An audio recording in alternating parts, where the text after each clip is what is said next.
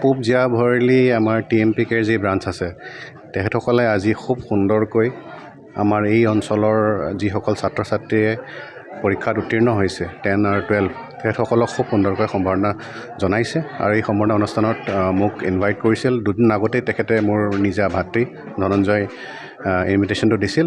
মই এই চান্স পাই সুযোগতে আহি চমুকৈ ল'ৰা ছোৱালীসকলক আমাৰ যি অভিজ্ঞতাৰ পৰা আমি যি শিকিলোঁ পঢ়া শুনা বা এটা চেপ্টাৰ বা এটা কোনো এটা ছাবজেক্ট কি ধৰণে আয়ত্ব কৰিব লাগে, আয়ত্ত কৰি তাক কি ধৰণে এপ্লাই কৰিব লাগে, লগতে আমাৰ কম্পিটিটিভ এক্সামিনেশ্যনছবোৰ লৈ আমি কি ধৰণে আমাৰ এণ্টায়াৰ এপ্ৰ'চটো ৰাখিব লাগে সেইটো অলপমান মোৰ ফালৰ পৰা মই আমাৰ উঠি অহা প্ৰজন্মক জনাবলৈ এটা প্ৰচেষ্টা কৰিছোঁ।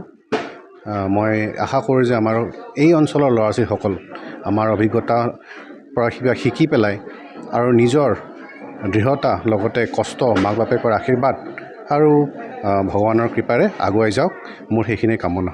ধন্যবাদ।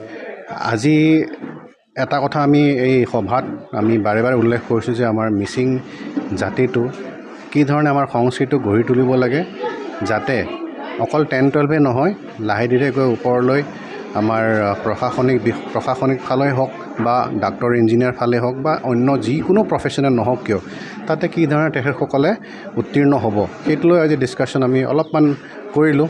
আমি তাকে আশা কৰোঁ যে আমাৰ ল'ৰা ছোৱালীসকলে নিজৰ কষ্ট অভিভাৱকসকলে সেই এনভাইৰনমেণ্ট সেই পৰিৱেশটো গঢ়ি তুলিব। লগতে TMPKৰ যিখিনি ছাপৰ্ট দিছে খুব ধুনীয়া ছাপৰ্ট দিছে, তেখেতসকলে স্কলাৰশ্বিপ দিছে, তেখেতসকলে আমাৰ মিচিং সমাজ হৈ পেলাই এটা ষ্টেটত বা কি কয় নেশ্যনেল লেভেলত এটা পৰিচয় লগতে আমাৰ অধিকাৰ দাবী ৰাখিছে। তাৰ লগতে আমাৰ ষ্টুডেণ্টসকললৈ যি ধৰণে তেখেতসকলে মটিভেশ্যন বা হোষ্টেলেই হওক স্কলাৰশ্বিপেই হওক বা গেষ্ট হাউচেই হওক এইসকল লাহে ধীৰে আগুৱাই আনিছে। গতিকে আমি ভাবোঁ যে এই গোটেই আমাৰ পৰিৱেশটো লাহে লাহে গঢ়ি তুলি আছে আৰু এই পৰিৱেশৰ যি পৰিৱেশ গঢ়ি তুলিছে সকলোৱে মিলি পেলাই তাৰে আমাৰ উঠি অহা প্ৰজন্মই এডভান্টেজটো লৈ পেলাই আগুৱাই যাব।